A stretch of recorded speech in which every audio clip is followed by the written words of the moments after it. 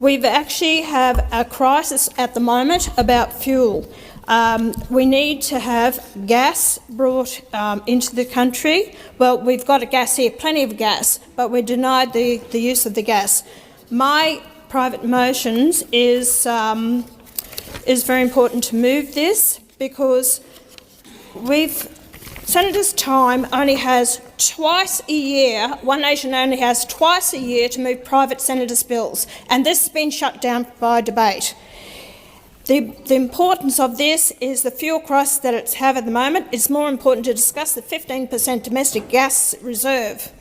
The gas is abundant in this country and would actually we could actually use it to turn into petrol. That's how important it is. Before we continue, do us a little favour by subscribing to the channel, because over 98% of you watching haven't subscribed. It costs you nothing, not even a penny, to join this channel. Have you subscribed? Thanks so much. That's why it's urgent to deal with this. The crisis that's happening at the moment, we don't know how long the war is going to go on in Iran. We need to look at the urgency of this bill being discussed today. It is not it doesn't surprise me that the Labor aren't interested in moving this. Probably they're going to come out with their own gas bill in the future. Who knows? Are you going to pass what I'm trying to do here in the Senate of trying to look after the Australian people by using our gas here? So it is very urgent that One Nation gets the time that we debate what is urgent to us. The Australian people are destitute out there. Our farmers, our business, our truckies, everyone is desperate at the moment. And yet you want to shut down debate on this today to discuss why. I think it's deplorable the way that this chamber treats One Nation when it comes to my private members' bills, notice the motions, everything that happens here. You do not consider this at all. That tells me you don't give a damn about the people out there if you're not prepared to actually discuss this bill today. Where is your concerns about the fuel security that we have in this nation to listen to what private members' bills may give? Because half the time you don't have the answers to the way this country is run. You actually are poor economic managers. You have never been in the real world to understand how grassroots Australians are doing it tough out there. And it just shows your incompetence that you're not prepared to listen to what needs to be done in the country. And of course it's the Greens on side with the Labor Party in this part, because you don't want to use the reserves of resources that we have and to see that Qatar exports more gas than what we do, or about the same amount, and they make $26 billion a year in their gas. They export. We make next to nothing. You've done really nothing about that. And then on top of it, you export our gas overseas. Australians don't have the gas that we need. We're selling it cheaper overseas than we're buying it back. We're importing our own gas. That's how stupid the whole lot is. And I've been pushing for this. It's absolute madness. You're not economic managers, you're not business-minded, you have no idea how to run the country, and it's all about yourselves and you don't worry about the Australian people out there. That's why we need to discuss this on the floor of Parliament today, the urgency of this bill being debated. And that's why we'll keep pushing for it. As I said, only to the people out there, One Nation only has twice a year to introduce private senators' bills. This is not the first time you've tried to shut me down on introducing bills into the Parliament, only to see that you're either totally against it and you head down this path of this climate change BS that's going on, that it's going to save us, save the planet. It's destroying economies out there, it's destroying people. The cost of living is just rising constantly all the time. You've got no answers to it whatsoever. And now I believe, I really think that you understand this with the gas, that you're going to bring in your own bill on the gas reservation, but it won't go anywhere near what One Nation will do for this country in giving a 15% domestic gas supply on the East Coast and the gas that we need not only onshore but up the Northwest Shelf. You have failed this nation miserably. You are failing now and delivering the fuel that this nation needs, and you want to shut down debate on it and don't... A heated political battle erupted in Canberra this week, and this time it wasn't centred on taxes, immigration or housing. Instead, the spotlight shifted to something every Australian depends on but rarely thinks about until supplies tighten or prices surge: energy security. With global tensions continuing to create uncertainty in energy markets, Senator Pauline Hanson used one of the few opportunities available to One Nation to push for an urgent debate on a domestic gas reservation policy, arguing that Australia should do far more to secure its own fuel supplies before exporting valuable resources overseas. According to Hanson, Australia is facing a growing fuel security challenge at a time when international instability continues to raise questions about global supply chains. Referring to recent geopolitical tensions in the Middle East and the uncertainty surrounding international energy markets, she argued that Australia cannot afford to assume global supplies will always remain stable. Her central message was simple: Australia has abundant natural gas resources, yet many Australians continue paying high energy prices while significant volumes of Australian gas are exported overseas under long-term contracts. That argument immediately transformed what might have been a routine parliamentary debate into a much broader discussion about national resilience, energy independence and economic security. Hanson expressed frustration that her proposal did not receive the parliamentary debate she believed it deserved. She reminded the Senate that smaller parties receive very limited opportunities each year to introduce private senators' bills and argued that those opportunities should be used to debate issues she considers critical to Australia's future. From her perspective, delaying discussion of a domestic gas reservation policy meant delaying consideration of an issue that directly affects households, businesses, and national preparedness. Her frustration became increasingly clear as she described what she believes are the real-world consequences of Australia's current energy settings.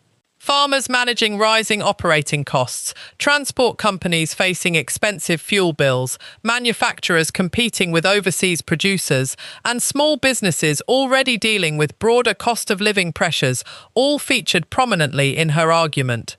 Throughout her speech, Hanson repeatedly contrasted the experiences of ordinary Australians with what she characterised as a political class disconnected from those everyday realities. The emotional centre of her speech focused on one question that continues to divide Australian politics. If Australia possesses significant natural gas reserves, should a greater proportion be reserved for domestic use before being exported? Supporters of domestic reservation policies argue that securing local supply can improve energy security and help stabilise domestic markets during periods of international uncertainty. Critics respond that Australia's energy market is more complex, involving long-term commercial contracts, investment certainty, international trade obligations, and infrastructure constraints. That broader policy debate has continued for years, but recent international developments have once again pushed energy security back toward the top of Australia's political agenda.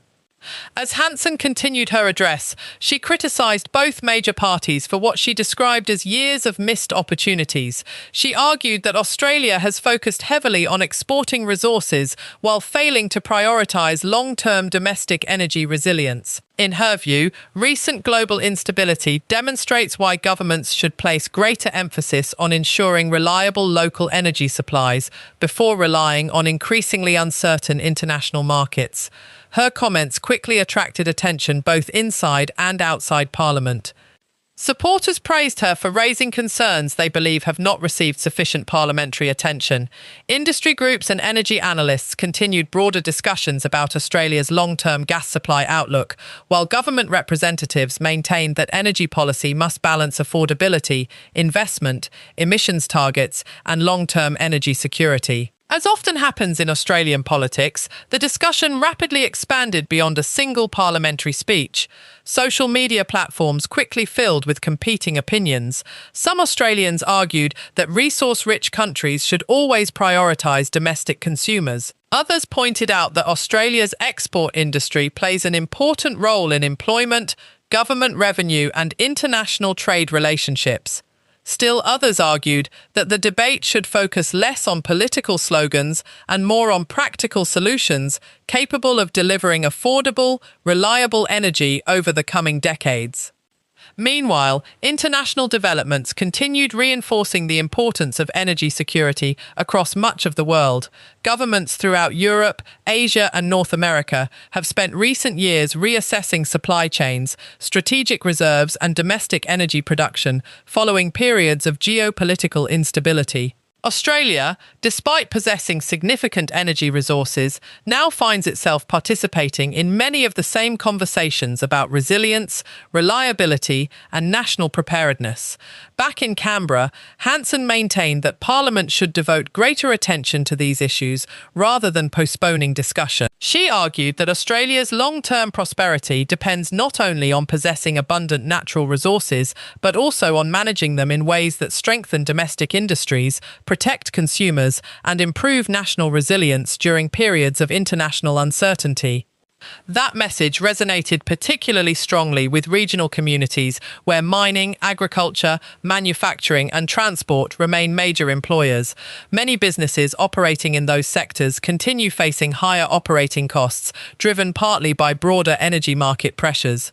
Whether or not a domestic reservation policy represents the best solution remains contested, but few dispute that energy affordability and supply security have become increasingly important political issues. The government, meanwhile, continues pursuing its broader energy strategy, which includes expanding renewable energy generation, modernising electricity infrastructure, and maintaining investment across multiple parts of Australia's energy system. Ministers have argued that achieving affordable, reliable, and cleaner energy requires balancing several competing objectives rather than relying on any single policy measure. Opposition parties and crossbench senators continue advancing their own proposals, ensuring energy policy remains one of the country's most fiercely contested political battlegrounds. For ordinary Australians, however, the debate often comes back to much simpler concerns.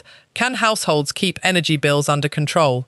Can manufacturers remain internationally competitive? Can truck drivers, farmers, and small businesses continue operating profitably? Can Australia maintain secure supplies during future international disruptions? Those practical questions increasingly shape public discussion, regardless of political affiliation. That is precisely why Hanson's speech generated so much attention this week. Rather than presenting the issue purely as an economic discussion, she framed it as one of national preparedness. In her view, energy security is no longer simply about prices. It is about ensuring Australia remains capable of supporting its own industries, protecting essential services, and responding effectively during periods of international instability. Political reactions followed quickly. Government figures defended existing energy policies while emphasising the complexity of Australia's domestic and international gas markets. Opposition politicians continued criticising aspects of the government's broader energy agenda, although views differ across parties regarding the most effective long-term approach. Energy experts also reminded audiences that domestic reservation policies involve significant commercial, regulatory, and investment considerations that require careful design. Even so, Hanson's intervention succeeded in placing domestic gas policy back into the national political conversation.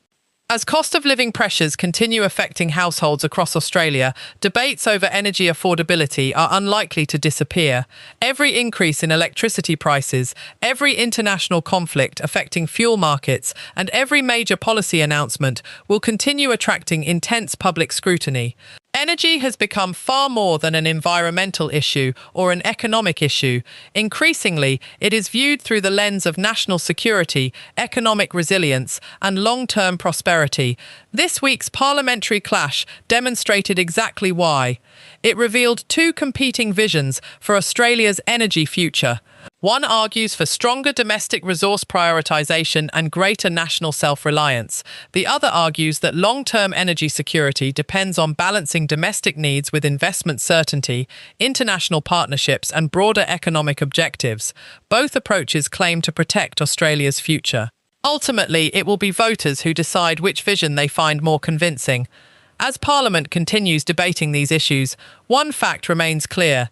Energy security is no longer a niche policy discussion. It sits alongside housing, immigration, and the cost of living as one of the defining political issues shaping Australia's future. Whether the answer lies in expanded domestic gas reservation, broader market reforms, increased renewable generation, or a combination of multiple approaches will remain at the centre of political debate for years to come. So what do you think? Should Australia reserve a larger share of its natural gas for domestic use? Has Senator Hanson raised concerns that deserve greater parliamentary attention? Or should Australia continue balancing domestic supply with its role as one of the world's major energy exporters? Share your thoughts in the comments below.